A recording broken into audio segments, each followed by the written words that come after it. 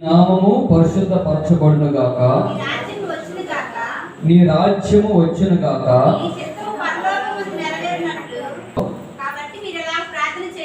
దౌర్భాగ్యులకు అర్థం కావు. మీరు దౌర్భాగ్యమైనటువంటి జీవితాన్ని జీవించలేని వారికి మాటలు అర్థమవుతాయి. ప్రభు అయినటువంటి యేసుక్రీస్తు కాస్త సౌండ్ బాగా పెట్టండి. దేవుడు పరలోకంలో ఉన్నాడు, మనుష్యులమైనటువంటి మనము భూమి మీద ఉన్నామని ప్రభు అయినటువంటి యేసుక్రీస్తు సుస్పష్టంగా మాట్లాడుతూ ఉన్నాడు. దేవుడు ఉండే స్థలం వేరు, మానవుడు ఉండే స్థలం వేరు. దేవుడు ఉండే స్థలాన్నేమో పరలోకం అన్నారు, మానవుడు ఉండే స్థలాన్ని భూలోకం అన్నారు. ఆ పరలోకం నుండి వచ్చేటువంటి యేసుక్రీస్తు మనుష్యుల మధ్య సంచరిస్తూ, ఆ పరలోకం నుండి వచ్చినటువంటి యేసుక్రీస్తు మనుష్యుల మధ్య శరీరాన్ని దాల్చి మనుష్యుల మధ్య తిరుగుతూ శిష్యులకు ప్రార్థన నేర్పిస్తూ ఏమంటున్నాడో తెలుసా? పరలోకముందున్న మా తండ్రి, నీ నామము పరిశుద్ధపరచబడును గాక, నీ రాజ్యం వచ్చును గాక, నీ చిత్తము పరలోకమందు నెరవేర్చున్నట్లు భూమి యందును నెరవేరును గాక. దేవుడి చిత్తము, ఒకసారి అనండి అందరూ, దేవుడి చిత్తము, దేవుడి చిత్తము పరలోకంలో ఉంది, అది భూమి మీద నెరవేరాలి. ఏంటి దేవుడి చిత్తం అనే విషయాన్ని ఇప్పుడు మనం తెలుసుకుంటున్నాం. ఆ చిత్తాన్ని నెరవేర్చడానికి భూమి మీద మానవుడు ఏం చెయ్యాలన్నటువంటి విషయాన్ని ఇప్పుడు తెలుసుకోవడానికి ప్రయత్నం చేస్తున్నాం. పరలోకం నుండి వచ్చినటువంటి యేసుక్రీస్తు శిష్యులకు ప్రార్థన నేర్పిస్తూ ఏమంటున్నాడో తెలుసా? నీ నామము పరిశుద్ధమైనది. దేవుడి పరిశుద్ధుడు, దేవుడి నామము పరిశుద్ధమైనది, దేవుడి నామము యథార్థమైనది. పరిశుద్ధమైనటువంటి దేవుడి నామాన్ని అపవిత్రమైనటువంటి పెదవులతో మానవుడు ఉచ్చరింపలేడు. అపవిత్రమైనటువంటి పెదవులతో దేవుని యొక్క పరిశుద్ధమైనటువంటి నామాన్ని మనిషి ఉచ్చరింపలేడు, పలుకలేడు. ఎందుకు అపవిత్రమైనటువంటి పెదవులతో దేవుని యొక్క నామాన్ని మనిషి ఉచ్చరించలేనటువంటి విషయాన్ని మనం మాట్లాడుకోవడానికి ఈ మాటలు మాట్లాడుకుందాం. కీర్తనలు 50 వచ్చిన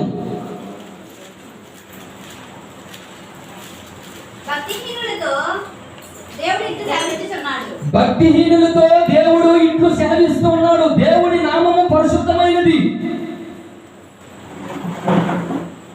విజయంగా దేవుడి నామం ఎలాంటిది? పరిశుద్ధమైనది. పరలోకమందున్న మా తండ్రి, నీ నామము, ఆయన నామము పరిశుద్ధమైనది. దేవుడి పరిశుద్ధుడు, ఆయన నామము కూడా పరిశుద్ధమైనది. పరిశుద్ధమైనటువంటి నామాన్ని అపవిత్రమైనటువంటి పెదవులతో మానవుడు ఉచ్చరింపకూడదు. భక్తిహీనంగా పరిశుద్ధమైనటువంటి నామాన్ని ఉచ్చరింపకూడదు. అల్లరితో కూడినటువంటి ఆటపాటల మధ్య దేవుడి యొక్క నామాన్ని ఉచ్చరింపకూడదు. లోక సంబంధంగా జీవించి ప్రభు యొక్క నామాన్ని వ్యర్థముగా ఉచ్చరించకూడదు. నామకార్థమైనటువంటి క్రైస్తవ జీవితాన్ని జీవించి దేవుని యొక్క పరిశుద్ధమైనటువంటి నామాన్ని అపవిత్రంగా ఉచ్చరించకూడదు. చాలా మంది దేవుని యొక్క నామాన్ని అపవిత్రంగా ఉచ్చరిస్తున్నారు. అపవిత్రమైనటువంటి బ్రతుకుతున్నారు. అపవిత్రమైనటువంటి జీవితాన్ని జీవిస్తున్నారు. క్రీస్తు సంబంధులుగా కాకుండా లోక సంబంధులుగా జీవిస్తున్నారు. దేవుని పక్షంగా ఉండకుండా సాతాను యొక్క పక్షంగా ఉంటూ దేవుని యొక్క పరిశుద్ధమైనటువంటి నామాన్ని వ్యర్థంగా ఉచ్చరిస్తున్నారు చాలా మంది. ఈ రోజు నువ్వు ఏ గుంపులో ఉన్నావు? సాతాను గుంపులో ఉన్నావా? దేవుడి గుంపులో ఉన్నావా? దేవుని పక్షంగా ఉన్నావా? లోకం యొక్క పక్షంగా ఉన్నావా?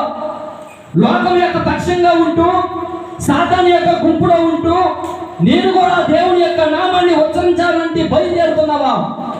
చాలా తప్పు చేస్తున్నావు. ఏంటి తప్పు చేస్తున్నావో తెలుసా? దేవుని నామము పరిశుద్ధమైనది, దానిని నువ్వు అపవిత్రమైనటువంటి పెదవులతో ఉచ్చరించకూడదు. ఎందుకు ఉచ్చరించకూడదు అక్క?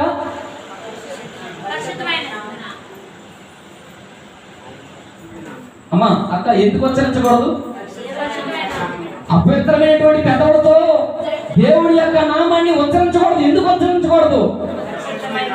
దేవుడి నామము పరిశుద్ధమైనది కనుక పరిశుద్ధమైనటువంటి పెదవులతో ఆయన నామాన్ని ఉచ్చరించాలి. కానీ దేవుడి పరిశుద్ధుడి కొడుకు కనుక అపవిత్రమైనటువంటి పెదవులతో ఆయన నామాన్ని ఉచ్చరించకూడదు. అపవిత్రమైనటువంటి కార్యాలు చేసి ఆయన నామాన్ని ఉచ్చరించకూడదు. అపవిత్రంగా నడుచుకుంటూ ఆయన నామాన్ని ఉచ్చరించకూడదు. వ్యర్థమైనటువంటి ఆలోచనలు, వ్యర్థమైనటువంటి తలంపుల మధ్య ఆయన నామాన్ని ఉచ్చరించకూడదు.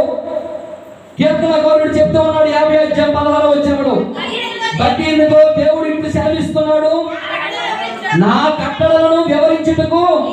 ఒరే బాబు, నీకేం పని? నా నామాన్ని ఎందుకు ఉచ్చరిస్తున్నావు? ఎందుకు ప్రార్థన చేస్తున్నావు? ఎందుకు ప్రార్థన చేస్తున్నావు? ఎందుకు పాటలు పాడుతున్నావు? ఎందుకు వాక్యం ఆలకిస్తున్నావు? ఎందుకు ప్రార్థనకు వస్తున్నావు? అసలు నాతో నీకేం పని? నాతో నీకేం పని? నీకు నాకు ఏం సంబంధము? దేవుడు మాట్లాడుతున్నాడు ఈ మాటలు. ఎవరైతే అపవిత్రమైనటువంటి పెదవులతో దేవుడి యొక్క నామాన్ని వ్యర్థముగా ఉచ్చరిస్తారో అటువంటి మనుష్యులకు దేవుడు సుక్షక్తంగా సెలవిస్తూ ఉన్నాడు, నాతో నీకేమి పని. ఒకవేళ నువ్వు పని పట్టుకుంటే పని పెట్టుకో దేవుడితో. ఒకవేళ నీకు అవసరం ఉంది, ఎందుకు? నీ ఉద్యోగ రీత్యా కానీ, నీ వ్యాపార రీత్యా కానీ, నీ వ్యవసాయ రీత్యా కానీ, నీ ఆరోగ్య రీత్యా కానీ దేవుని నమ్ముకొని ఏదో లబ్ధి పొందాలని ఎదురు చూడు. కానీ ఆయన మాట్లాడుతున్నాడు, నాతో నీకేమి పని. ఒక ఇద్దరు వ్యక్తులు స్నేహం చేస్తున్నారు. ఒక వ్యక్తి మరొక వ్యక్తితో, ఒరే నువ్వు నాతో స్నేహం చేయకురా, నీతో నేను తిరగండి అంటే తిరుగుతాడా? పౌరుషము రోషము ఉన్నటువంటి వాడైతే ఏమంటాడు? ఒరే బాబు, నన్ను వదిలేసావు కనుక ఇక్కడి నుంచి నీతో నేను సహవాసం చేయను అనుకోని. మరి దేవుడే చెప్తున్నాడు, నాతో నువ్వు సహవాసం చెయ్యొద్దు. నాతో నువ్వు సహవాసాన్ని అంటిపెట్టుకొని జీవించవద్దు. నాతో నువ్వు అసలు మాట్లాడవద్దు. అసలు నాతో నీకేం పని అని దేవుడు అంటున్నాడు. ఎవరికి అంటున్నాడు తెలుసా? భక్తిహీనుడు అంటున్నాడు. అపవిత్రమైనటువంటి పెదవులతో ఆయన నామాన్ని ఉచ్చరించిన వారికి అంటున్నాడు, నాతో నీకేం పని? నా నిబంధనను నీ నోట భజించనివేమి? అసలు నా నిబంధన పలకడానికి నీకు ఎవరు అర్హత ఇచ్చారు? ఇది దేవుడి యొక్క నిబంధన. ఎవరి నిబంధన? దేవుడి యొక్క నిబంధనను నీ నోట ఎందుకు ఉచ్చరిస్తున్నావు? నువ్వు అసలు ప్రసంగం చేయడానికి పనికిరావు. అసలు నువ్వు మాట్లాడడానికి పనికిరావు. నీకు ఆత్మీయ స్థాయి లేదు. అపవిత్రమైనటువంటి పెదవులు కలిగిన వాడివి, భక్తిహీనుడు, లోకానుసారమైనటువంటి జీవితాన్ని జీవించిన వాడివి, శరీరానుసారంగా నడుచుకునేటువంటి వ్యక్తివి. నా యొక్క నామాన్ని నువ్వు ఎందుకు ఉచ్చరిస్తున్నావు? నాతో నీకేమి పని? నా నిబంధన నువ్వు ఎందుకు ఉచ్చరిస్తున్నావు అని దేవుడు కళాఖండిగా చెప్పేశాడు. ఆయన నిబంధనను ఉచ్చరించకూడదంట.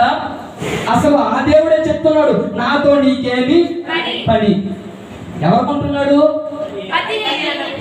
ఎవరైతే అపవిత్రమైనటువంటి పెదవులతో దేవుడి యొక్క పరిశుద్ధమైనటువంటి నామాన్ని ఉచ్చరించాలని బయలుదేరుతున్నారో అటువంటి వ్యక్తులకు అంటున్నాడు, నాతో నీకేమి పని? నాతో నీకేమి పని? నా నిబంధనలు నీ నోట ఉచ్చరించకూడదు. కనుక నా ప్రియమైనటువంటి సహోదరి సహోదరులారా, అపవిత్రమైనటువంటి పెదవులతో దేవుడి యొక్క నామాన్ని మనం ఉచ్చరించకూడదు. ఎందుకు ఉచ్చరించకూడదో తెలుసా? దేవుని నామము పరిశుద్ధమైనది. అందుకే పరలోకమందున్న మా తండ్రి నీ నామము పరిశుద్ధపరచబడును కాకంటే ఆయన నామము పరిశుద్ధమైనది. ఆయన నామాన్ని ఎవరు ఉచ్చరించాలో తెలుసా? పరిశుద్ధమైనటువంటి పెదవులు కలిగిన వారు మాత్రమే ఆయన నామాన్ని ఉచ్చరించాలి. మిగతా వాళ్ళకి అంటున్నాడు, నాతో నీకేమి పని? నా నిబంధనని నీ నోట ఉచ్చరించనేలా. ఇది చాలా మంది దేవుని యొక్క మాటలు పలుకుతున్నారు, కానీ దేవుడు వాళ్ళకి సుస్పష్టంగా చెప్పేశాడు, నాతో నీకేమి పని.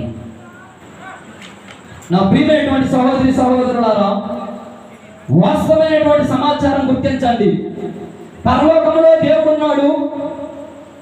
ఆయన మనకు తండ్రిగా ప్రభువైనటువంటి యేసుక్రీస్తు పరిచయం చేశాడు. పరలోకంలో దేవుడు తన సింహాసనం మీద కూర్చొని పరిపాలన చేస్తున్నాడు. సింహాసనాసీనుడు.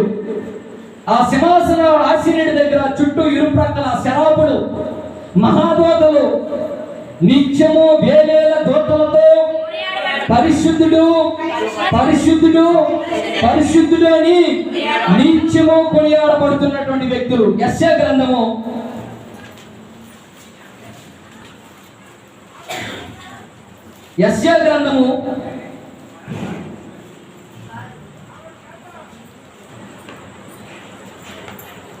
6వ అధ్యాయము, దావీదు గారు చదవండి.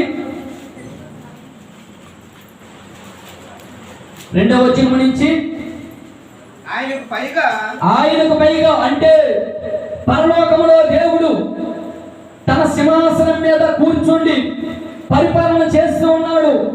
ఆ మహోన్నతమైనటువంటి దేవుని దగ్గర శరాపులు ఉన్నారు. ఆ శరాపులు ఏం చేస్తున్నారు? నిలిచి ఉండిరి.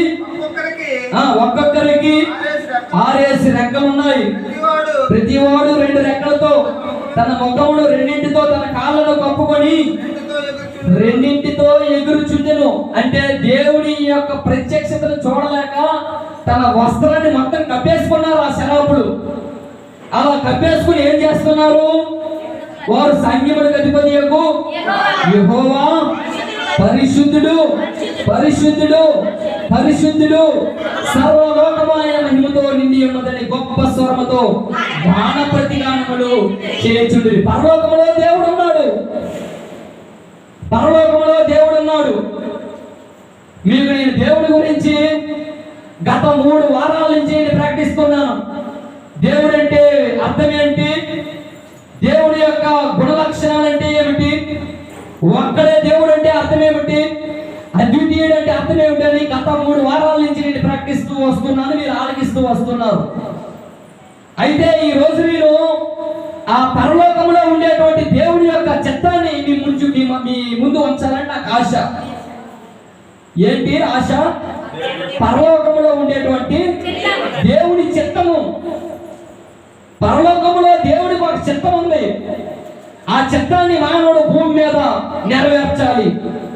నెరవేర్చాలంటే అపవిత్రమైనటువంటి పెదవులతో ఆయన నామాన్ని ఉచ్చరించకూడదు.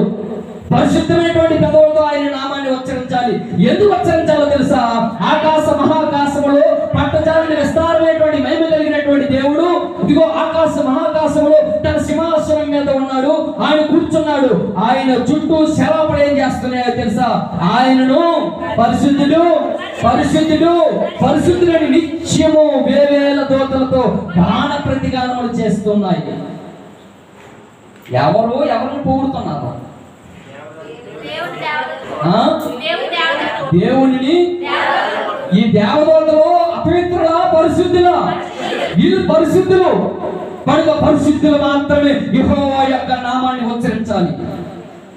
పరిశుద్ధులు మాత్రమే యెహోవా యొక్క నిబంధనను నోట ఉచ్చరించాలి. అపవిత్రులు అపరిశుద్ధులు లోకానుసారమైనటువంటి జీవితాన్ని జీవించిన వారు, లోకానుసారమైనటువంటి బ్రతికిన వారు, ఇదిగో ఇంకను చీకటిలో ఉండేవారు, ఇంకను అపవాది బంధకాల్లో ఉండేవారు, ఇంకను చెరలో ఉండేవారు దేవుని యొక్క పరిశుద్ధమైనటువంటి నామాన్ని ఉచ్చరించడానికి వీలు పడదు. ఎందుకు వీలు పడదంటే దేవుడు పరిశుద్ధుడు. ఆయన నామము పరిశుద్ధమైనటువంటి నామము కనుక ఎవరు మాత్రం ఉచ్చరింపాలో తెలుసా? పవిత్రులు మాత్రమే ఉచ్చరింపాలి. మరి మీ దృష్టిలో దేవదూతలు పవిత్రులో అపవిత్రులో? పవిత్రులు కనుకనే దేవుడు పరిశుద్ధుడు అంటున్నారు. దేవుడు పరిశుద్ధుడు అంటున్నారు. ఒక పాయింట్ రైజ్ చేయండి. పరిశుద్ధుడు కాకనే కనుకనే దేవుడు పరిశుద్ధుడు అంటున్నారు. దేవుడు పరిశుద్ధుడు అంటున్నారు. ఇదిగో ఆయన పరిశుద్ధుడు పరిశుద్ధుడు పరిశుద్ధుడని నిత్యము వేవేల దూతలతో కొనియాడబడుచున్నటువంటి నా దేవుడు. అటువంటి దేవుడిని అపవిత్రమైనటువంటి పెదవులతో ఉచ్చరించకూడదు. పవిత్రమైనటువంటి పెదవులతో ఆయన నామాన్ని ఉచ్చరించాలి. ఈ సమయము ఈ సందర్భము అక్కడ ప్రవక్త అయినటువంటి యెషయా చూస్తున్నాడు. ఈ సమాచారం అంతా చూస్తున్నాడు.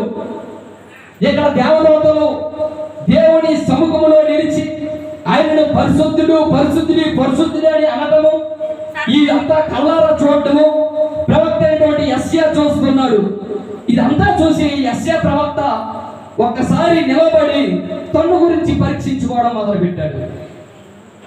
నా మాటలు అర్థమవుతున్నాయా? ఒకసారి తన గురించి ఆలోచించుకోవడం మొదలుపెట్టాడు. నేను పరిశుద్ధమైనటువంటి జీవితాన్ని జీవిస్తున్నానా?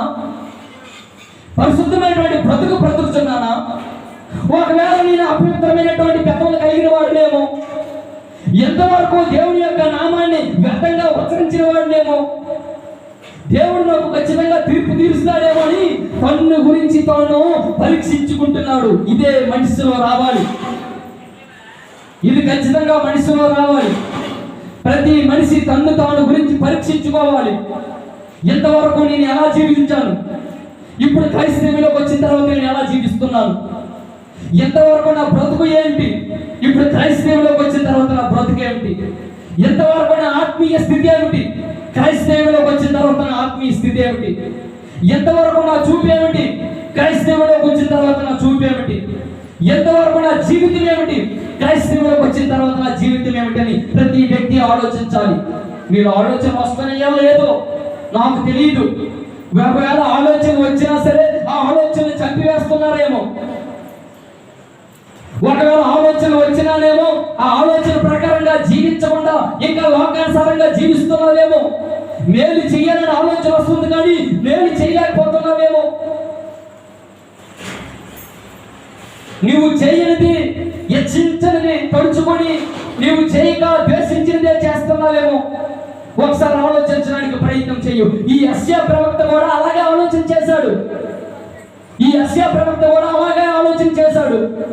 అక్కడ పరలోకములో శరాపుల మధ్య మహాదూతల మధ్య దేవుడు నిత్యము దూతలతో పరిశుద్ధుడు అని కొనియాడబడుచున్నటువంటి నా దేవుడు ఈ రోజు నేను ఆయనని ఎలా కనపరుస్తున్నాను, ఈ రోజు నేను ఆయనను ఎలా మహిమపరుస్తున్నానని ఒక ఆలోచన వచ్చింది. ఎవరికి?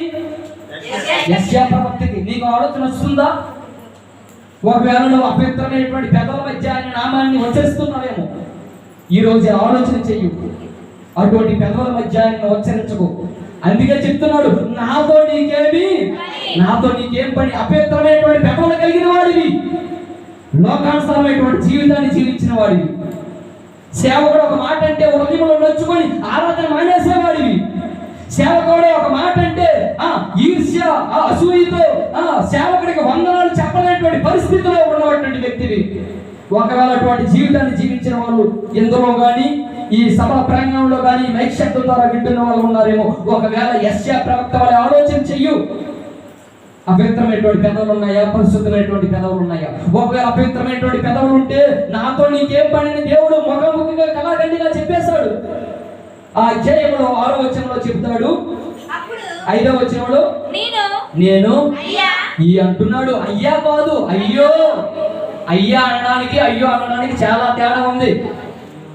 ఎప్పుడంతా ఒక వ్యక్తి అర్ధాంతరంగా పోయేటప్పుడు అయ్యో అయ్యో. ఎంతవరకు మన మధ్య జీవించినటువంటి వ్యక్తి ఒకసారి లేకపోతే ఆ మాటలే వస్తాయి. అయ్యయ్యో ఎంత జీవితాన్ని జీవించాడని. ఎంతో మనో దుఃఖములో మనోవేదనలో అయ్యో అని మాట వస్తాయి. ఒక దెబ్బ తగలని, ఒక బలమైన దెబ్బ తగిలింది అనుకోండి, వెంటనే ఏమంటాం? అయ్యో అయ్యో కానీ అమ్మో కానీ. బలమైన దెబ్బే తగిలింది యెషయాకి, బలమైన దెబ్బే తగిలింది. కాండ్రాన్ దెబ్బ తగిలింది. బలమైన దెబ్బ తగిలి ఏమంటున్నాడు? నేను అపవిత్రమైన పెదవులు కలిగిన వాడు ఒప్పుకున్నాడు. తన జీవితాన్ని ఒప్పుకున్నాడు. అక్కడ చూశాడు శరాపులను. పరిశుద్ధుడని నిత్యము వేవేల దూతలతో కొనియాడబడుచున్నటువంటి ఆ మహోన్నతమైనటువంటి దేవుణ్ణి చూశాడు. చూసిన తర్వాత తాను పరీక్షించుకుంటున్నాడు. ఈ వాక్యం వింటున్నావు, నువ్వు ఒకసారి పరీక్షించుకో. వాక్యం అంగీకరిస్తున్నావు, నీ జీవితాన్ని మార్చుకోవడానికి ఇష్టపడు. వాక్యం నీకు అర్థమవుతుంది, ఆ వాక్యంతో నీ బ్రతుకు సరి చేసుకోవడానికి ఇష్టపడు. ఇంకా నిట్టూర్పుల మధ్య జీవిస్తున్నావేమో, ఐక్య విచారము ధనమోహము ఇంకా నిన్ను అణిచివేస్తుందేమో, ఇంకా లోకానుసారమైనటువంటి జీవితాన్ని జీవిస్తున్నావేమో, ఇంకా క్రీస్తు ప్రభు యొక్క పక్షంగా ఉండకుండా లోకం యొక్క పక్షంగా ఉంటూ ఆయనకు విరోధిగా ఆయనకు శత్రువుగా జీవిస్తున్నావేమో. ఒకసారి ఆలోచన చెయ్యు. ఈ యెషయా ఒప్పుకున్నాడు. అయ్యో నేను అపవిత్రమైనటువంటి పెదవులు కలిగిన వాడును, అపవిత్రమైనటువంటి పెదవులు కలిగినటువంటి జనుల మధ్య నివసించిన వాడును, నేను నశించిపోతున్నాను. నేను అపవిత్రమైనటువంటి పెదవులు కలిగిన వాడు, అపవిత్రమైనటువంటి జనుల మధ్య నేను నివాసం చేస్తూ ఉన్నాను. ఇప్పుడే ముదిరిపోయింది, కాస్త ఇంకా వాక్యమే మొదలు పెట్టలేదు. అందుకే కాస్త వేరం రావడానికి ప్రయత్నం చేయండి. పరిశుద్ధమైనటువంటి నామాన్ని ఎలా పడితే అలాగా ఉచ్చరించకూడదు. అపవిత్రమైనటువంటి పెదవులతో ఆయన నామాన్ని ఉచ్చరించకూడదు. అపవిత్రమైనటువంటి పెదవులతో భక్తిహీనుల మధ్య ఆయన నామాన్ని ఉచ్చరిస్తే ఆయన చెప్పేశాడు, నాతో నీకేం పని అని. ఇక్కడ యెషయా ప్రవక్త ఒప్పుకుంటున్నాడు, నేను అపవిత్రమైనటువంటి పెదవులు కలిగిన వాడిని, అపవిత్రమైనటువంటి మనుషుల మధ్య నేను జీవించేవాడును, నివసించిన వాడును, నేను నశించిపోతున్నానయ్యా, నేను నశించిపోతున్నాను. వేవేల దూతలతో పరిశుద్ధులు పరిశుద్ధులు పరిశుద్ధులని నిత్యము వేవేల దూతలతో కొనియాడబడుచున్నటువంటి మహోన్నతమైనటువంటి దేవుడు అపవిత్రమైనటువంటి పెదవుల యొక్క నామము ఎవరైతే ఉచ్చరిస్తారో వాళ్ళని స్వీకరించడు. కనుక దేవుడు పరిశుద్ధుడు, ఆయన నామము కూడా కీర్తనలు 111, కీర్తనలు 111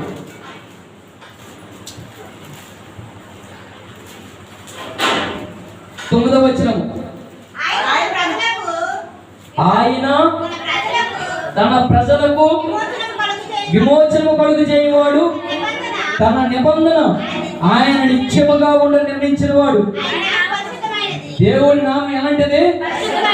దేవుని నామము పరిశుద్ధమైనది, పూజింపదగినది, పూజింపబడుటకు ఆయన మాత్రమే అర్హుడు. ఎవరు పడితే వాళ్ళకి పూజ చేయొద్దు. పట్టమెట్టేసి ఈరోజు పూజ చేసేటట్లుగా నేను చూశాను స్టేటస్. పటమెట్టేసి దండేసేసి పూజ చేసేటట్టుగా నేను ఒక స్టేటస్ చూశాను ఈరోజు. క్రైస్తవుడు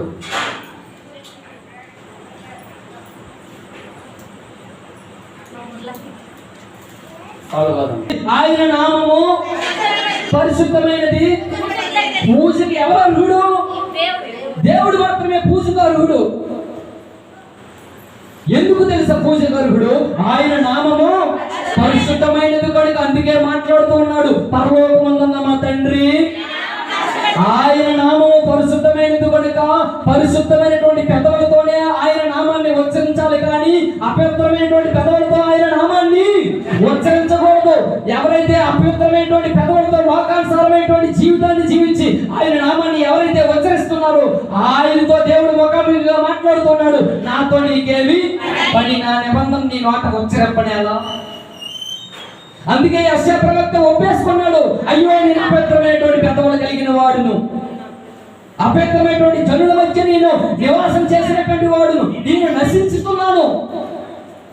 కీర్తనకారుడు చెప్తూ ఉన్నాడు, ఏం చెప్తున్నాడో తెలుసా? ఆయన నామము పరిశుద్ధమైనది, పూజింపదగినది, పూజింపదగినది. కనుక మనం ఈ రోజు ఆయన యొక్క నామాన్ని తెలుసుకోవడానికి వచ్చాం. ఎవరి నామాన్ని? దేవుని యొక్క నామాన్ని మనం తెలుసుకోవడానికి వచ్చాం. ఎలాంటిది? పరిశుద్ధమైనది, పరిశుద్ధమైనది. కనుక అపవిత్రమైనటువంటి పెదవులతో ఆయన నామాన్ని ఉచ్చరించకూడదు. క్రైస్తవులు ఎంత భయంకరంగా ఉన్నారో తెలుసా? అవతల పక్క అవతల ఈదులో ఆయమ్మకి ఈ అమ్మకి కొడాయి దగ్గర బోరింగ్ దగ్గర తగు వస్తుంది, ఆస్తి దగ్గర దేని దగ్గర తగు వస్తుంది. ఇష్టం వచ్చినటువంటి తిట్లు నోటుకు వచ్చినటువంటి తిట్లు అక్కడ తిట్లు తిట్టేస్తుంది. ఇక్కడ కాదు, ఇక్కడికి వచ్చిన తర్వాత ఏమన్నా అంటది, పరలోకముందున్న మా తండ్రి నీ నామము. అందుకే అపవిత్రమైనటువంటి పెదవులతో ఆయన నామాన్ని ఉచ్చరించకూడదు. యెషయా భయపడిపోయాడు. యెషయా కన్నా నువ్వు ఎక్కువ, యెషయా కన్నా ప్రవక్తవా? యెషయా అంటున్నాడు, అయ్యో అయ్యో నేను అపవిత్రమైనటువంటి పెదవులు కలిగిన వాడిని, అపవిత్రమైనటువంటి జనుల మధ్య నివాసం చేసిన వాడిని, నేను నశించిపోతున్నాను. ఈరోజు నువ్వు దేవుని యొక్క నామాన్ని ధైర్యంగా ఉచ్చరించడానికి నీ గుండె ధైర్యం చాలదు. చాలా మంది ఈజీగా పలికేస్తారు, యెహోవా నీ నామము. లోకానుసారమైనటువంటి జీవితాన్ని జీవించిన వారు, సాతాను యొక్క బంధకాల్లో ఉండేవారు, చెరలో ఉండేవారు, ఇంకా ప్రభువైనటువంటి యేసుక్రీస్తు రక్తంలో పాపాలు కడగబడకుండా ఇంకా లోకానుసారంగా భక్తి చేసిన వారు ఇక్కడకు వచ్చి ఆయన నామాన్ని గురించి ప్రార్థన చేస్తే, పాట పాటలు పాడితే దేవుడు అంటున్నాడు, నాతో నీకేమి. ఈ ప్రసంగం ఎప్పుడైనా అన్నారా? అది లెక్క. అది లెక్క. ఏంటి లెక్క? చెప్పలేదు, మీరు వినలేదు కనుక ఈజీగా పాడేస్తావు. యెహోవా నీ నామము పరిశుద్ధులు పరిశుద్ధులని నిత్యము గాన ప్రతిగానములు చేశారు. గాన ప్రతిగానము అంటే గానానికి ప్రతిగానము అంటే నేను పాట పాడితే నా పాటని విని అర్థం చేసుకొని వెనక పాడటము, దాన్నే ప్రతిగానం అన్నారు. అర్థమవుతుందా? అక్కడ గాన ప్రతిగానములు చేస్తే పరమందున్నటువంటి దేవుడు ఎంత మురిసిపోతున్నాడో, ఎంత సంతోషిస్తున్నాడో. ఇప్పుడు క్రీస్తు ప్రభు యొక్క శరీరంలో ఒక సంఘ సభ్యుడిగా నీవు ఉండి ఆయన నామాన్ని అంత అపవిత్రమైనటువంటి పెదవుల మధ్య నువ్వు ఆయనను కీర్తించి గణపరిచి మైపరిస్తే ఆయన పొంగి పరవశించిపోతాడు. అప్పుడు శలాపులు మహాదూతలు ఎలాగైతే దేవుని యొక్క నామాన్ని పొగిడాయో, ఇప్పుడు క్రీస్తు ప్రభు యొక్క సంఘ సభ్యుడుగా అంటే అవకాశాన్ని దేవుడు నీకు ఇచ్చాడు. మరి వినియోగించుకుంటున్నావా? అపవిత్రమైనటువంటి పెదవుల మధ్య జీవిస్తూ ఉన్నావా? ఎస్సేమని ఒప్పుకో, అయ్యా నేను అపవిత్రమైనటువంటి పెదవులు కలిగిన వాడున్నాను. ఒకవేళ లోపాలు ఉంటే సరి చేసుకో. ఆ లోపాలను సరి చేసుకొని క్రీస్తు ప్రభు యొక్క పక్షంగా ఉంటూ ఆయన నామాన్ని గొప్ప చేయడానికి, దేవుడి యొక్క చిత్తం ఏమిటో తెలుసుకోవడానికి ప్రయత్నం చేయు. ఆ చిత్తం ఏమిటో తెలుసుకోకుండా ఈ భూమి మీద ఎన్నాళ్ళు జీవితాన్ని జీవించిన అది వృధా. నా ప్రియమైనటువంటి సహోదరి సహోదరులారా, నా తోబుట్టులు చెప్పుకున్నట్లు మీకు నేను చెప్తున్నాను. ప్రతి అంశము ప్రతి విషయము మీ మీద కోపంతో, మీ మీద ద్వేషంతో కాదు, మీరు ప్రభు యొక్క చిత్తం ఏంటో తెలుసుకోవాలని. అందుకే మీకు మాట మాటికి ఈ విషయాలు నేను జ్ఞాపకం చేసుకుంటున్నాను. నాన్నగారి విషయాలు తెలియజేయలేదేమో, నాకు తెలియదు కనుక చెప్పాలి, ఖచ్చితంగా చెప్పాలి, ఖచ్చితంగా చెప్పాలి. చెప్తే కదా తెలుస్తుంది. మొహమాటానికి పోయి నేనెందుకు, ఒక విరోధం అయిపోయినా పర్వాలేదు, నాతో మాట్లాడకపోయినా పర్వాలేదు, నా పాడుకు లేకపోయినా పర్వాలేదు, నా చర్చ మానేసినా పర్వాలేదు. మనుషుల దగ్గర విరోధం అయితే అయిపోవచ్చు, కానీ దేవుని దగ్గర విరోధం అవ్వకూడదు కదా. ఏం బ్రదర్? మనుషుల దగ్గర విరోధం అయితే అయిపోవచ్చు, కానీ దేవుని దగ్గర విరోధం అవ్వకూడదు. కనుక నేను మాట్లాడుతూ ఉన్నాను, పరమందు దేవుడు పరిశుద్ధుడు. ఆ పరిశుద్ధమైనటువంటి నామాన్ని అపవిత్రమైనటువంటి పెదవులతో ఉచ్చరింపకూడదు. కనుక ఆయన నామం పరిశుద్ధమైనది, పూజింపదగినది. కీర్తనలు 138.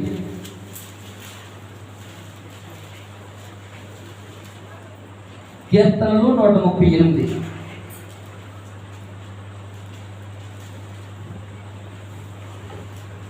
రెండవ వచనం. ఎవరైనా చదవండి, పర్వాలేదు. నీ పరిశుద్ధ ఆలయము తట్టు నేను నమస్కారం చేయుచున్నాను. దేవుని నామాని కంటే, దేవుని యొక్క నామం అంతటి కంటే నీవిచ్చిన వాక్యమును. ఎంత పరిశుద్ధుడైనటువంటి దేవుడు! ఆయన నామాని కంటే, ఆయన నామం కంటే దేవుడు తన వాక్యాన్ని గొప్ప చేసేసాడంట. అంటే వాక్యానికి అంత దేవుడు ప్రాధాన్యత ఇచ్చాడు. అందుకే మరలా చదువుతున్నాను, వినండి. నీ పరిశుద్ధ ఆలయము తట్టు నేను నమస్కారం చేస్తున్నాను. నీ నామం అంతటి కంటే నీవిచ్చిన వాక్యమును నీవు గొప్ప చేస్తున్నావు. ఇప్పుడు నామం అన్నిటికన్నా గొప్ప నామం ఏంటో తెలుసా? దేవుని యొక్క వాక్యమే. అందుకే నీ వాక్యమే నన్ను బ్రతికించుతున్నది, నా బాధలను నాకు నెమ్మది కలుగు చేస్తూ ఉన్నది. దేవుని యొక్క వాక్యము రెండంచెలు కలిగినటువంటి వాడిగైనటువంటి కట్టము. అంటే దేవుని యొక్క వాక్యానికి రెండు పక్కన పదును ఉంటది. కుడి పక్కన పదును ఉంటది, ఎడం పక్కన పదును ఉంటది. అవి కేళ్ళను మూలుగును విభజించుచు దూరుచున్నది. నీ అంతరంగంలో దేవుని యొక్క వాక్యం వెళితే నీ హృదయం అంతా శుద్ధి అవుతుంది, నీ నరక శుద్ధి అవుతుంది, నీ ఆలోచనలు శుద్ధి అవుతాయి, నీ తలంపులు శుద్ధి అవుతాయి, నీ క్రియలు శుద్ధి అవుతాయి. అంటే దేవుని యొక్క వాక్యములో అంత శక్తి ఉంది. ఈ లోకంలో దేనికి అంత శక్తి లేదు, దేవుని యొక్క వాక్యానికే శక్తి ఉంది. ఎంతో మందిని దొంగలను మార్చివేసింది ఈ వాక్యం. ఎంతో మంది లోకమైనటువంటి జీవితాన్ని జీవించిన వారిని మార్చివేసింది. ఏమిటి? దేవుని యొక్క వాక్యము. ఫ్యాక్షనిస్టులు మార్చింది ఈ వాక్యము. రాజకీయ నాయకులను మార్చివేసింది ఈ వాక్యము. ఈరోజు ప్రపంచం మొత్తము దేవుని రాజ్య సువార్త, దేవుని వాక్యము ప్రపంచం మొత్తము విస్తరిస్తూ ఉంది. వాక్యానికి అంత శక్తి ఉంది. అందుకే వాక్యాన్ని ప్రేమించు, మనుష్యులు కాదు. తెల్లగొన్నాడా, పొట్టుకున్నాడా, పొడుగున్నాడా, లావుగున్నాడా, దొక్కగా ఉన్నాడా, 500 మంది సంఘం ఉందా, 1000 మంది సంఘం ఉందా, 1,00,000 మంది సంఘం ఉందా కాదు. ఎందుకు తెలుసా? ఆయన నామం అంతటి కంటే నువ్వు దేవుడి యొక్క వాక్యాన్ని చేశాడు కనుక వాక్యాన్ని ప్రేమించు, మనుష్యులు కాదు. చాలా మంది మనుష్యుల మీద ఎక్కువ అభిమానం ఎక్కువ ఉంటుంది. మాకు ఇలా అభిమానం ఉంటే మంచిదే. నాకు కూడా కొంతమంది రాజకీయ నాయకులు అంటే నాకు అభిమానమే. వాక్యమే. కనుక దేవుడు ఏం చెప్తున్నాడు తెలుసా? ఆయన పరిశుద్ధ ఆయనతో నేను నమస్కారము చేయించున్నాను. ఈ నామం అంతటి కంటేను వాక్యాన్ని గొప్ప చేశాడు. అపోస్తుల కార్యము 13వ అధ్యాయం. అపోస్తుల కార్యములు 13వ అధ్యాయము 48వ వచనం చదవండి. మీరు వేరంగా తీసేస్తున్నారు, వెనక కూడా తీసుకోవాలి కదా.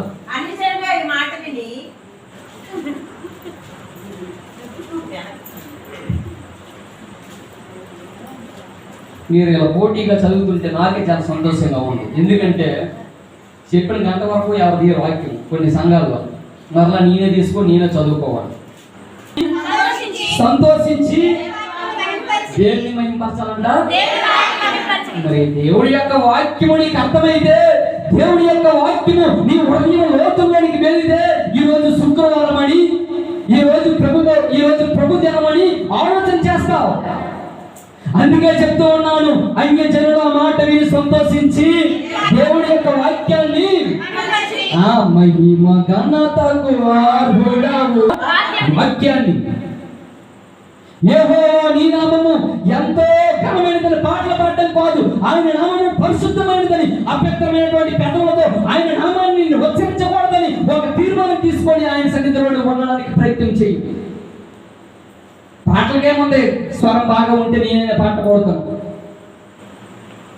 స్వరంకేముందండి? ప్రసంగంకేముంది? ఒక 4-5 వాక్యాలు కంఠస్థ చేసుకొని ఏదో రాసుకుంటే నేను ఇక్కడ ప్రసంగం చేస్తాను. అందుకే చెప్తున్నాడు, నా నిబంధన నీ నోట ఉచ్చరింపనేలా. నువ్వు ఉచ్చరించడానికి వీలు లేదు ప్రవీణ్. ఒరే బాబు, నువ్వు ఉచ్చరించడానికి వీలు లేదు. ఎందుకు ఉచ్చరించడానికి వీలు లేదో తెలుసా? నువ్వు అపవిత్రమైనటువంటి పెదవులు కలిగిన వాడు. నువ్వు అపవిత్రమైనటువంటి పెదవులు కలిగిన వ్యక్తివి.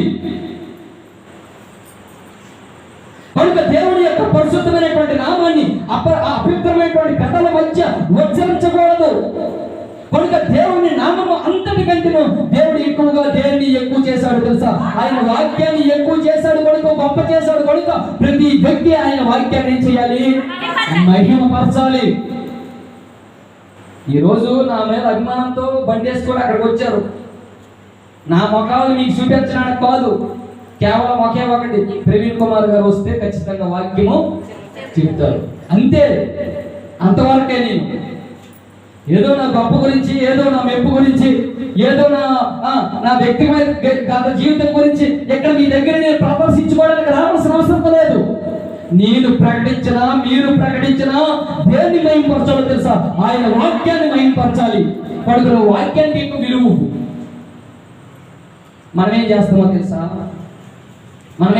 తెలుసా? విలువైన వారికి విలువిస్తాం, విలువ లేని వారికి విలువ తక్కువగా చూస్తాం. అంటే బాగా ఖరీదుని బట్టి, వస్త్రాలను బట్టి, ఉద్యోగాన్ని బట్టి కాస్త ఎక్కువగా విలువ ఇవ్వడానికి ఎక్కువగా ప్రాధాన్యత ఇస్తాం. అంతకన్నా పరిశుద్ధమైనటువంటి దేవుడి యొక్క నామము కంటేను దేవుడు తన వాక్యాన్ని ఎంత గొప్ప చేశాడు. మరి ఆ గొప్ప నామానికి నేను ఎంత విలువిస్తున్నావు? కనుక దేవుడి యొక్క వాక్యాన్ని మహిమపరిచి, మరియు నీకు నిత్య జీవం కావాలంటే దేవుడి యొక్క వాక్యాన్ని మహిమపరచాలి. ఆ నిత్య జీవం నిర్ణయించబడిన వారందరూ అంట ఏం చేయాలంట? నీ విశ్వసించావా? విశ్వాసం అనేది నిరీక్షించబడి వాటి యొక్క నిజస్వరూపమును, అదృశ్యమైనవి ఉన్నవనట్టుకు రుజువునై ఉన్నది. ఏంటి నీ విశ్వాసము? అయ్యా, ఎక్కడి నుంచి నీ వాక్యాన్ని నేను మహిమపరుస్తాను, నాకు నిత్య జీవం కావాలి, నేను విశ్వసించాను. ఇక్కడి నుంచి పరిశుద్ధమైనటువంటి నామమును అపవిత్రమైనటువంటి పెదవులు కలిగినటువంటి వ్యక్తిగా కాకుండా పవిత్రమైనటువంటి పెదవుల మధ్య నేను నీ నామాన్ని నేను ఉచ్చరిస్తానని ఒక నూతన పూర్వకమైనటువంటి తీర్మానంతో దేవుడి యొక్క పరిశుద్ధమైనటువంటి నామముని కంటే వాక్యాన్ని దేవుడు ఎంత గొప్ప చేశాడో ఆ వాక్యాన్ని నువ్వు మహిమపరిచినటువంటి వ్యక్తిగా ఉండాలి. ఇటువంటి వాక్యాలు చెప్తుంటే గుండెలు విడిపోయి అబ్బా ఏం చెప్తున్నాడు అని సమాజం. బ్రదర్, దేవుని యొక్క నామాన్ని ఏం చేయాలి? మహిమపరచాలి, విశ్వసించాలి. అప్పుడే నీకు నిత్య జీవము. ఎందుకు మహిమపరచాలో తెలుసా? దేవుడి నామం అంతటి కంటే దేవుడు ఏం గొప్ప చేశాడు?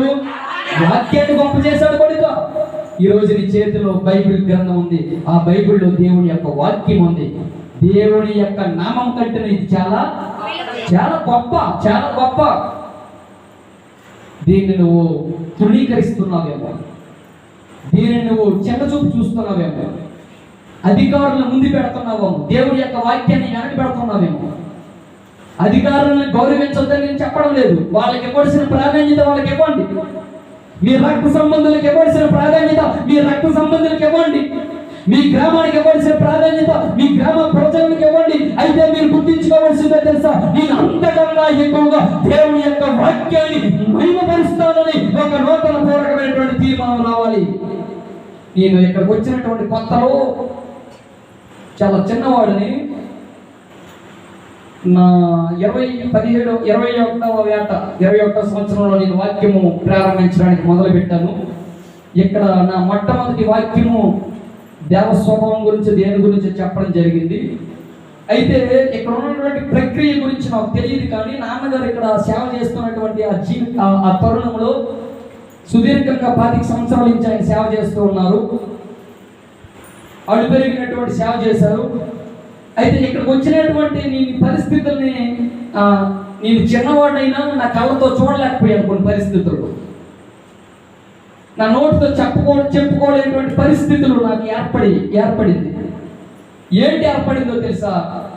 దేవుని యొక్క వాక్యానికేమో గడువుకు 10 గంటలకి 10:30 గంటలకి సమయం ఇచ్చేవారు. మిగతా విషయాలన్నిటికీ ముందు అయిపోయేవి. సన్మానాలు కానీ ప్రసంగాలు కానీ వేరేది కానీ. నాకు వాక్యం తెలుసు కదా, నేను అప్పుడు చెప్పలేకపోయాను. నాకు వాక్యం తెలుసు కదా. ఇప్పుడు నాకు అర్థమైంది. ఏంటి అర్థమైందో తెలుసా? దేవుని నామం అంతటి కంటే దేవుడు వాక్యాన్ని గొప్ప చేశాడు కనుక నేను వాక్యాన్ని మహిమపరుస్తాను. నాకు ఆధారమైనది ఏదైనా ఉందంటే వాక్యము, నన్ను బ్రతికించేది ఏదైనా ఉందంటే వాక్యము, నాకు నిత్య జీవానికి తీసుకువెళ్ళేది ఏదైనా ఉందంటే వాక్యము. ఆ వాక్యాన్ని నేను విశ్వసించాను కనుక ఆ విశ్వాసం ప్రకారం నేను నడుచుకుంటాను. మరి మీరు? అందుకే వాక్యం చెప్తున్నప్పుడు ఆవిడ మాట్లాడుతాడు, ఈడు మాట్లాడుతాడు అనుకున్న టెంపర్ రేపొద్దు. మీకు వాక్యం తెలియదు, నా దగ్గర నేర్చుకోండి. ఎవరికి మహిమపరచాలి, ఎవరి నామాన్ని గొప్ప చేయాలని సంగతి మీకు తెలియదు కదా. మీకు అసలు తెలియదు. ఖచ్చితంగా చెప్పాలి. మా నాన్నగారు చెప్పలేదు, అదే నేను ఎక్కువ బాధపడతాను.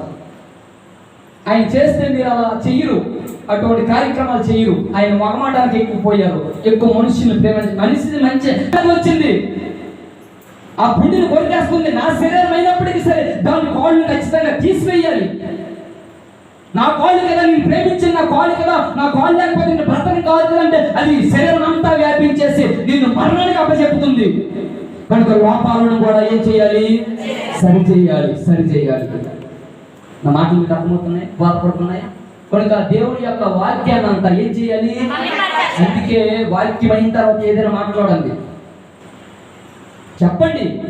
మరి బాబు నీకు తెలియదు, గమ్ముని పాస్టర్ కూర్చోరా, దేవుడి యొక్క వాక్యం అవనీయరా. దేవుడి పరిశుద్ధమైనటువంటి నామము కంటే దేవుడి వాక్యాన్ని ఎంత గొప్ప చేశాడో నీకు ఆ సంగతి తెలియదు. నీకు ఆ సంగతి అర్థం కాలేదు కనుక ఎలా పడితే అలాగా దేవుడి యొక్క వాక్యాన్ని అపార్థం చేసుకుంటున్నావు. నేను మీ మీద పాపంతో మాట్లాడటం లేదు, మీ మీద ద్వేషంతో మాట్లాడలేదు. ఇది సత్యము. ఏంటి సత్యమో తెలుసా? దేవుడు తన నామం అంతటి కంటేను వాక్యాన్ని గొప్ప చేశాడు కనుక ఇక్కడి నుంచి వాక్యాన్ని నువ్వేం చేయాలి? మహిమపరచాలి, మహిమపరచాలి. ఈ లోకములో ఆయన వాక్యాన్ని ఖచ్చితంగా మనం ఏం చేయాలో తెలుసా? మహిమపరచవలసిన వారం అయి ఉన్నాము. ఎబ్రీ పత్రిక 2వ అధ్యాయము. నా సమయము మించిపోతూ ఉంది. నేను క్లుప్తంగా కొన్ని విషయాలు చెప్పి నేను ముగించడానికి 2వ అధ్యాయము 14వ వచనము. కాబట్టి ఆ పిల్లలు రక్త మాంసము గలవారి యందున అప్రకారమే మరణము యొక్క బలము గలవారిని అనగా అపవాదిని మరణం ద్వారా నశింపజేయుటకును జీవిత కాలమంతయు మరణ భయము చేత దాస్యముకు లోబడి వారిని విడిపించుటకును ఎవరు యేసుక్రీస్తు అంట రక్త మాంసాల్లో పాలి భాగస్తుడయ్యాడంట. కారణం ఏంటో తెలుసా? పరలోకమందున్నటువంటి దేవుని యొక్క చిత్తాన్ని నెరవేర్చడానికి. నేను ముందే చెప్పాను, పరలోకమందున్న మా తండ్రి నీ నామము పరిశుద్ధపరచబడును గాక, నీ రాజ్యం వచ్చును గాక, నీ చిత్తము పరలోకమందు నెరవేర్చున్నట్లు. ఎలా నెరవేరుతుంది దేవుని యొక్క చిత్తాన్ని? ఒక్కరు చెప్పండి. ఎవరైనా పరలోకంలో ఉండే దేవుడి యొక్క చిత్తము భూమి మీద ఎలా నెరవేరుతుంది? Anyone can your answer?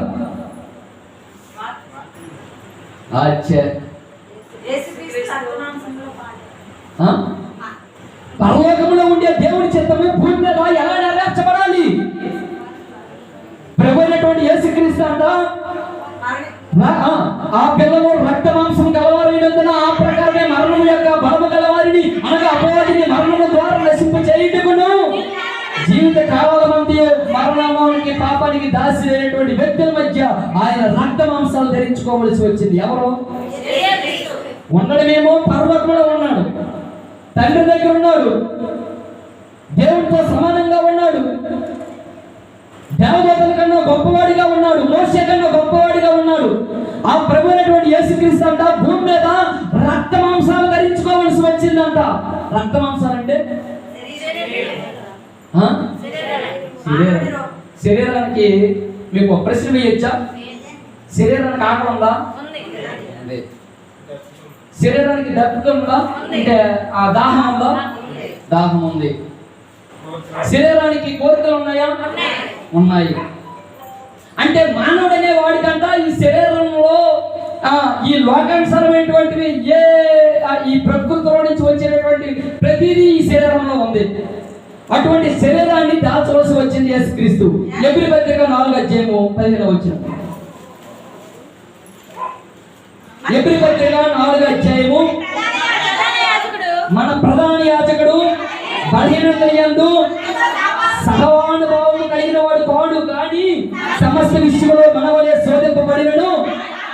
అదిగో పరలోకములో ఉండేటువంటి దేవుడి చిత్తము భూమి మీద నెరవేర్చాలంటే ఒక మనిషి పాపము లేనివాడిగా జీవించాలి. అప్పుడు మాత్రమే పరలోకములో ఉండే దేవుడి చిత్తము భూమి మీద నెరవేరబడుతుంది. పరలోకంలో తండ్రికి ఒక చిత్తం ఉంది, పరలోకంలో తండ్రికి ఒక ఉద్దేశం ఉంది, పరలోకంలో తండ్రి ఒక ప్రణాళిక ఉంది. ఆ ప్రణాళిక భూమి మీద నెరవేర్చబడాలి అంటే పాపము లేకుండా జీవించాలి. ప్రభువైనటువంటి యేసుక్రీస్తు పాపము లేకుండా జీవించాడు. ఆయన రక్త మాంసాలు ధరించుకోవలసి వచ్చిందని మనం ఇందాక చదివాము. రక్త మాంసాలతో ఉన్నా శరీరంతో ఉన్నా ఆయన పాపం చేయలేదు. అదే యేసుక్రీస్తుకి నీకు నాకు ఉన్న తేడా. మనం శరీరం మనకున్నా సరే మనం శరీరంతో ఏం చేసాం? పాపం చేసాం. యేసుక్రీస్తుకి శరీరం ఉన్నా సరే యేసుక్రీస్తు శరీరంతో ఏం చేయలేదు? పాపం చేయలేదు. అంటే పరలోకంలో ఉండేటువంటి తండ్రి చిత్తాన్ని భూమి మీద నెరవేర్చు. మరి నువ్వు నేను ఈ రోజు ఎందుకు నెరవేర్చలేకపోతున్నావు? ఈ రోజు నా అంశం పేరు దేవుడి చిత్తము. దేవుడి చిత్తము. కారు కొనుక్కున్నాను బ్రదర్, దేవుని చిత్తం బ్రదర్. ఇల్లు కట్టుకున్నాను బ్రదర్, ఏం చేస్తాం? అన్నింటికి దాన్ని తగిలించు. కారు కొనుక్కున్నా, ఇల్లు కట్టినా, బోరు తీసినా, గడ్డ నీకినా, దేనికైనా దేవుని చిత్తాన్ని తగిలించు. అసలు చిత్తం అంటే ఏంటో నీకు ముందు తెలుసుకోవాలి. చిత్తం అంటే ఏంటో తెలుసా? పరలోకంలో ఉండే దేవుని చిత్తం భూమి మీద నెరవేర్చబడాలంటే మొట్టమొదటిగా నువ్వు చేయవలసిన కార్యక్రమం ఏంటో తెలుసా? ప్రభువైనటువంటి యేసుక్రీస్తు రక్త మాంసాల్లో పాలి భాగస్తుడు అయినా సరే, ఆయన మనతో పాటు సహానుభావం కలిగినటువంటి వ్యక్తి అయినా సరే, ఆయన శరీరంతో పాపము చేయలేదు. నీలాగా నాలాగా ఆయనకు రోగాలు ఉన్నాయి, కన్నీళ్ళు ఉన్నాయి, శ్రమలు ఉన్నాయి. అయినప్పటికీ సరే ప్రభువైనటువంటి యేసుక్రీస్తు పాపము చేయలేదు. కారణం ఏంటో తెలుసా? కారణము చెప్తూ ఉన్నాను. 1 కొరింథీ పత్రిక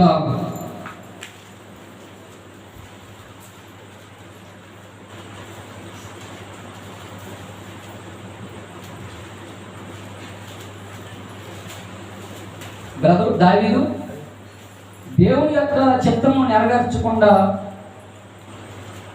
ఈ లోకంలో ఎక్కువ ఏది అడ్డుపడుద్ది?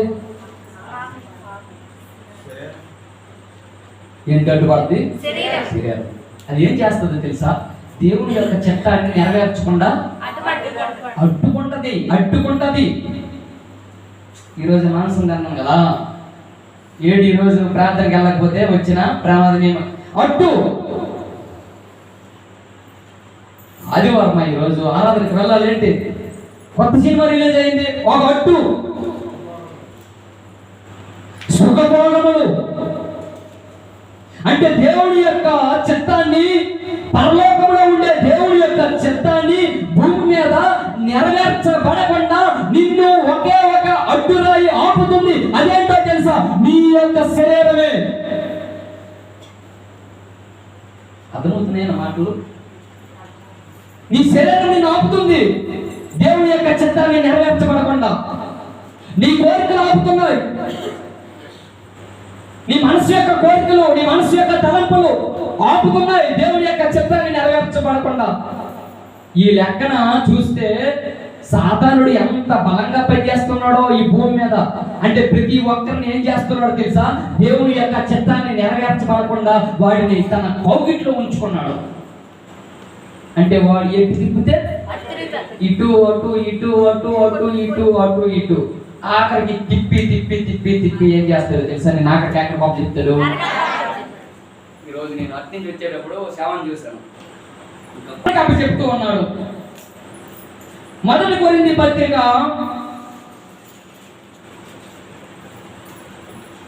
9వ అధ్యాయం అనుకుంటున్నాను, చూడండి.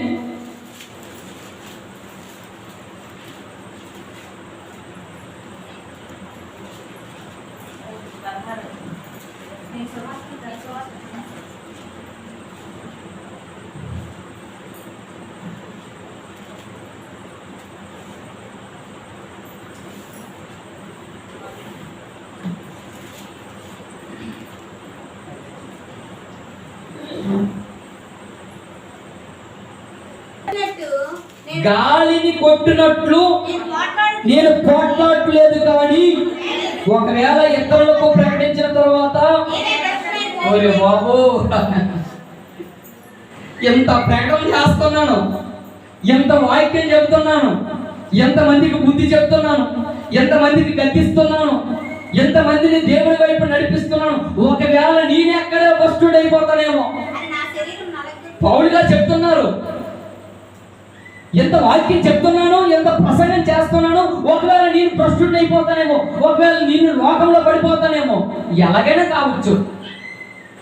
ఒక స్త్రీ వ్యామోహములైనా పడిపోవచ్చు, శరీర ఆశలకైనా లోబడిపోవచ్చు, సిరికి అంటే ధనానికైనా లోబడిపోవచ్చు. అంటే స్వార్థకుడు దేనికో దానికి ఏదో ఒక రోజు లోబడిపోతానని పౌలు గారు ముందుగా ఎరిగి, ఒకవేళ నేను భ్రష్టుడిని అయిపోతానేమో అని నా శరీరాలు అంటే ఏం చేస్తున్నాడంట? నలగగొట్టుకొని ఏం చేస్తున్నాడంట? నలగగొట్టుకుంటున్నాడు. అందుకే నేను ఇందాక మాట మాట్లాడాను. మీరు తప్పుగా అనుకున్నారేమో నాకు తెలియదు. ఏం మాట మాట్లాడాను? కాస్త కొవ్వు కాస్త ఎక్కువైతే పర్వాలేదు, వాక్యంలో అది కాస్త కరిగించండి, అవసరమైతే మీ శరీరంలో కాస్త క్షీణించినా పర్వాలేదు, నల్లగొట్టుకునే ముందు మాట్లాడాను కదా. ఈ ప్రతి వాక్యంలో మాట్లాడుతాను, ఏది అనవసరమైనటువంటి వ్యర్థ మాటలు ఇప్పుడు. పౌలు గారు అంటారు, ఒకవేళ నేను భ్రష్టుడిని అయిపోతానేమో అని నా శరీరాన్ని ఏం చేస్తున్నాడంట? ఒక వారం ఉపవాసం ముందు ప్రార్థన చేయి, కన్నీళ్ళు గార్చి. నీ పిల్లల గురించి ప్రార్థన చేయి, నీ కుటుంబం గురించి ప్రార్థన చెయ్యి, నీ ఇరుగు పొరుగు వారి గురించి ప్రార్థన చెయ్యి, నీ భర్త మరణాలని ప్రార్థన చెయ్యి. నీ కుటుంబీకులు మారాలని ప్రార్థన చెయ్యి. ఒకరోజు పస్తులుడు ఉపవాసం ఉండు. ఒకవేళ అది నీకు మంచిది అనిపిస్తుందేమో, అది ఒకవేళ నీ శరీరానికి ఆనందం ఇస్తుందేమో. దేవుడి యొక్క ఆనందం కన్నా ఈ శరీరం యొక్క ఆనందం నాకు గొప్పది కాదనుకొని ఆ దేవుడి కొరకు దాన్ని విడిచిపెట్టు. ఒకసారి నలగొట్టుకో. ఎవరైనా నలగొట్టుకోవడానికి ఇష్టపడతారా? ఏం కావాలి మనిషికి? సుఖము, సుఖము, సుఖము, భోగము, లోకము. ఈ లోకము యొక్క ఎచ్చలతో కూడినటువంటి అన్ని కావాలి. కానీ దేవుడి నిమిత్తము నా శరీరాన్ని నేను నలగొట్టుకొని దానిని నేను లోపరుచుకుంటానని చెప్పిన వాడు ఎవడు ఉన్నాడు? లోపరుచుకోవడం అంటే ఏంటో తెలుసా? ఈ రోజు నేను 4 గంటలకు లెగిస్తాను, ఖచ్చితంగా లెగాలి. అది నీ శరీరం నీ కంట్రోల్లో ఉంటుంది. ఎక్కడి నుంచి నేను అపవిత్రమైనటువంటి పెద్దలతో దేవుడి యొక్క నామాన్ని నేను ఉచ్చరించను. ఎక్కడి నుంచి పవిత్రమైనటువంటి పెద్దలు కలిగి నేను జీవిస్తాను. దాన్ని నీ శరీరాన్ని స్వాధీనపరచుకోవడం. నీ శరీరమే నీ కంట్రోల్లో లేదు. అందుకే శరీరం సెల్ఫ్ కంట్రోల్ ఉండాలంట. సెల్ఫ్ కంట్రోల్ అంటే తెలుగులో ఏమంటారు? సెల్ఫ్ కంట్రోల్ అంటే నీ శరీరమే నీ మాట వినకపోతే నీ పక్కవాడు అంటున్నా అంటే నీ శరీరం నీ స్వాధీనంలో ఉండాలి. అపవిత్రమైన మాటలు మాట్లాడను, లోకానుసరమైనటువంటి జీవితాన్ని జీవించను, లోకానుసరమైనటువంటి తలంపుల మధ్య నేను జీవించను. అయ్యో నేను అపవిత్రమైనటువంటి పెద్దలు కలిగిన వాడిని, అపవిత్రమైనటువంటి జనుల మధ్య సంచరించిన వాడిని, నేను నశించిపోతున్నానని ఆలోచనలు కలిగి ఎవరైతే తమ శరీరాన్ని నలగగొట్టుకుంటారో వారు మాత్రం పరలోకమందున్నటువంటి దేవుని చిత్తాన్ని భూమి మీద నువ్వు ప్రార్థన చేసేసావు. నీకు ఎవడన్నా చేసాడు? పరలోకమందున్న మా తండ్రి, నీ నామం పరిశుద్ధపరచబడును గాక, నీ రాజ్యం వచ్చిన గాక.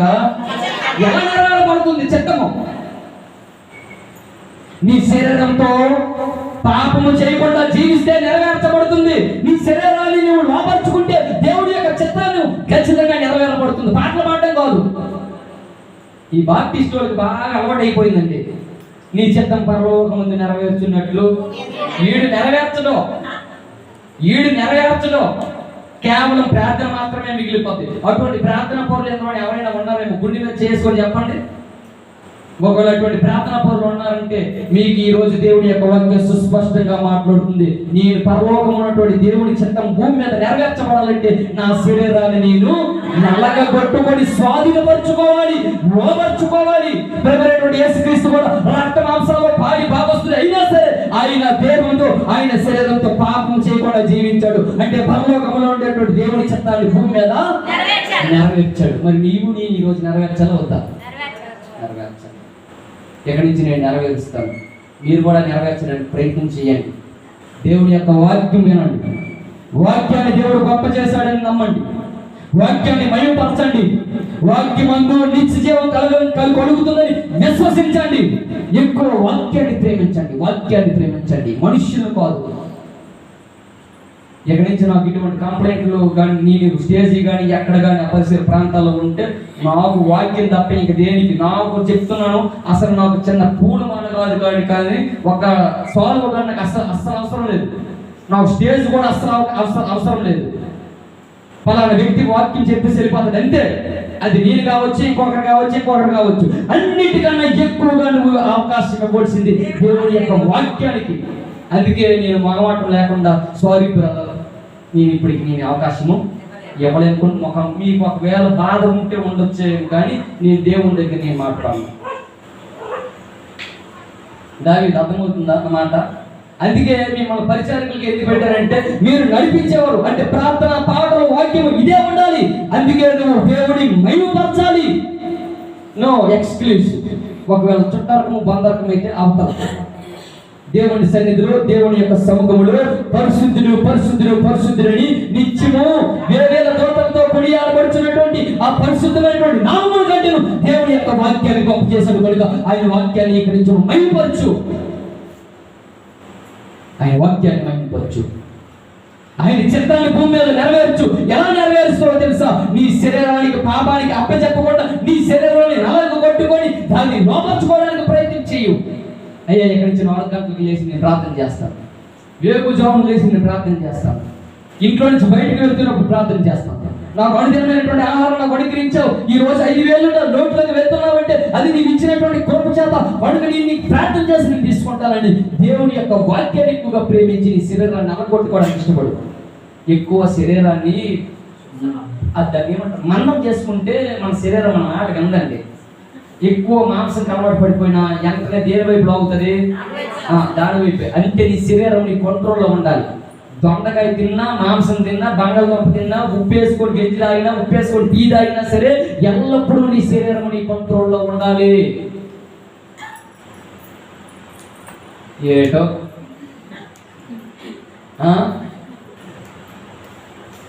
నా మాటలు ఇవి విలువైనటువంటి మాటలు ఎక్కడ దొరకవు. మీరు యూట్యూబ్లో కానీ ఫేస్బుక్లో కానీ చివరిగా ఒక మాట చెప్పేసి నేను ఎక్కువసేపు తీసుకెళ్తాను. కానీ నెక్స్ట్ వారం ఈ వాక్యాన్ని టాపిక్ అన్నీ సగంలో అయిపోతున్నాయి. రోమపత్రిక 6వ అధ్యాయము, రోమపత్రిక 6వ అధ్యాయము 13వ వచనం, 12వ వచనం.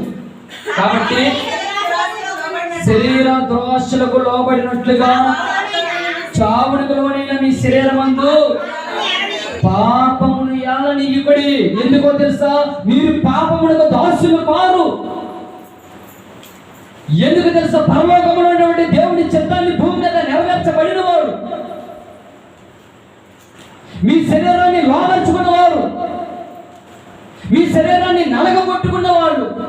కోణున మీరు పాపము మీ శరీరంలో ఏలనీయుడి మరియు మీ అవయములను, అవయవాలు అంటే ఏంటో తెలుసా?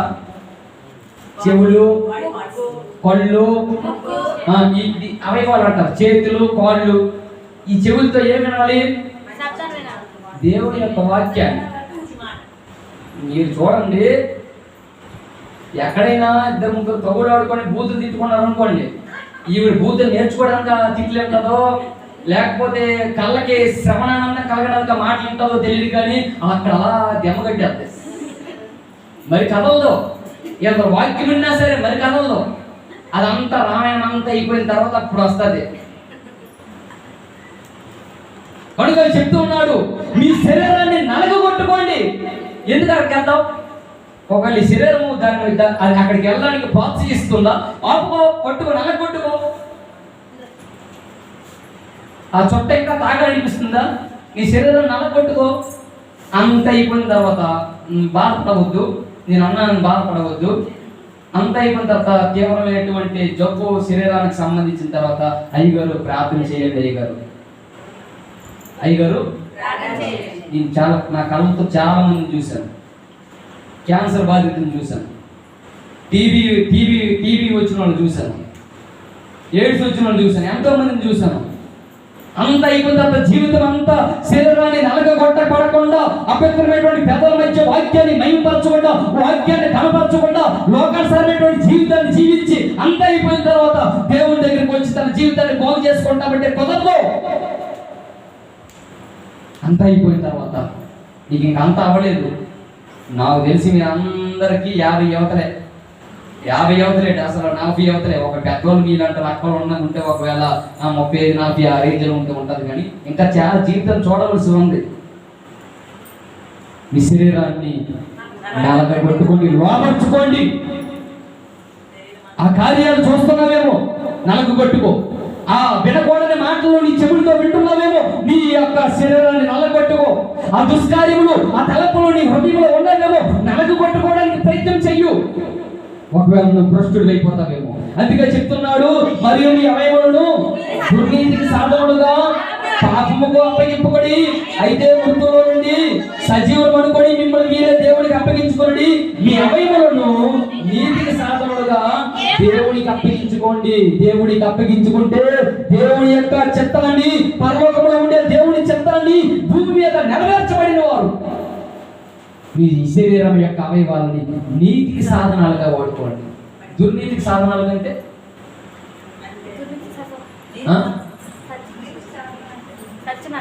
దుర్నీతికి సాధనాలు కంటే మన అవయవాలని దుర్నీతికి సాధనాలు కంటే అది చుట్ట కావచ్చు, బీడీ కావచ్చు, పాన్ పరాగ్ కావచ్చు, కైనా కావచ్చు, డేలక్స్లు కావచ్చు, మందు కావచ్చు, రొమ్ము కావచ్చు, విస్కీ కావచ్చు, ఏదైనా కావచ్చు, నీ శరీరమును దుర్నీతికి సాధనములుగా కాకుండా నీతికి సాధనములుగా ఎవరైతే అప్పగించుకుంటారో వారు పరలోకంలో ఉండే దేవుని యొక్క చిత్తాన్ని భూమి మీద నెరవేర్చబెట్టేవారు. ఒకవేళ అటువైపు వెళ్తున్నదేమో తప్పు. నీతిమంతుడు లేడు, ఒక్కడు లేడు. మనిషి అన్నాక తన జీవితంలో ఏదో ఒక పొరపాటు అంటే అందుకే చెప్తున్నాడు యెహెజ్కేలు, తన దుష్టుడంట తన ప్రవర్తనను సరిదిద్దుకోనంట ఏం చేయాలి? ఆలోచించుకొని ప్రవర్తన దిద్దుకోవాలంట. ఈ మాటలు మీకు అర్థమవుతున్నాయి. ఒకప్పుడు అందరము అటువంటి జీవితాన్ని జీవించిన వాళ్ళని. ఈ వాక్యం నీకు అర్థమవుతుంది. క్రమంగా ఇంతవరకు బూతులాడేవాడు మానేశావు, అబద్ధాలు ఆడేవాడు మానేశావు, చుట్ట తాగేవాడు మానేశావు, మందు తాగేవాడు మానేశావు. ఒక్కొక్కటి క్రమంగా అంటే సంవత్సరాలు పైబడుతున్నటువంటి కొడితే నువ్వు దేవుడికి దగ్గరైపోవాలి. ఒకసారి అన్ని విషయాలు అందరూ మార్పు చెందరు. అన్ని విషయాలు మార్పు చెందరు. నాకు జావం స్థానిక క్రిస్తాన్ గురించి అనేకులు ఎంతమంది కూడా చెప్పేవారు, ఇప్పుడే కూడా చెప్తున్నారు. క్రమక్రమంగా మార్పు. మీ జీవితంలో ఈ మాటలు అన్వయించుకోండి. ఇక్కడి నుంచి నా యొక్క అవయవాలను దుర్నీతికి కాకుండా నీతికి సాధనాలు అపవిత్రం వైపు నడగలి. అపవిత్రమైనటువంటి కన్నులతో నా కన్నులు చూడదు. పెదవుల మధ్య దేవుడి యొక్క నామాన్ని వచ్చినప్పుడు ప్రభువైనటువంటి యేసుక్రీస్తు రక్త మాంసంలో పాలి భాగస్తుడు అయినా సరే ఆయన శరీరంతో పాపం చేయలేదు. కారణం ఏంటో తెలుసా? దేవుడి యొక్క చిత్తాన్ని భూమి మీద. నువ్వు కూడా మరి దేవుడి యొక్క చిత్తాన్ని నెరవేర్చాలి. ప్రార్థన చేసేయడం కాదు, ఈ చిత్తం పరలోకం మీద నెరవేరినట్టు. ఎలా నెరవేర్చబడుతుందంటే తెలుసా? నీ శరీరాన్ని 2వ పాయింట్ 3వ పాయింట్ ఇప్పుడు చెప్పాలా, వచ్చే వారం చెప్పాలా? అమ్మా మీకేముంది, చక్కగా ఊర్లో ఉన్నారు, చక్కగా టైంకి వెళ్తారు, నెరవేర్చడానికి ప్రయత్నం చేయండి. మీకు అందరికి అర్థమైంది అనుకుంటున్నాను. అర్థమైందా? చాలా బాగా అర్థమైందా? అందుకే ఎవరికి పడితే వాళ్ళకి అవకాశం ఇవ్వద్దు. నా కన్నుల్లో ప్రాణముంటుండగా నేను పరుస్తాను, మహిమపరుస్తాను. మరి నేను అక్కడే మహిమపరిస్తే కుదురుద్దా? మరి మీరు నేను దేవుని కుమారులే, మీరు కూడా దేవుని కుమారులేనా? అది ఈ పాస్టర్, ఈ అయ్యగారు, వీడి బెసప్ప అని కాదు. నేను కూడా దేవుని కుమారుడిని, మీరు కూడా దేవుని కుమారులు. నేను కూడా వాక్యాన్ని మహిమపరచాలి, మీరు కూడా వాక్యాన్ని మహిమపరచాలి. మీరు కూడా విశ్వసించాలి. నేను కూడా నా శరీరాన్ని నల్లగొట్టుకోవాలి, నా శరీరాన్ని లోపరుచుకోవాలి. మీరు కూడా నీ శరీరాన్ని నల్లగొట్టుకొని లోపరుచుకొని మీ యొక్క అవయవములను నీతికి సాధనాలుగా అప్పగించుకుంటారని నేను ఈ మాటలు హెచ్చరిక చేసుకుంటూ మీకు నేను హెచ్చరిక మాటలు చెప్తూ ముగిస్తున్నాను. మీ అందరితో ఉన్నాను. చిన్న ప్రార్థన చేసుకోండి.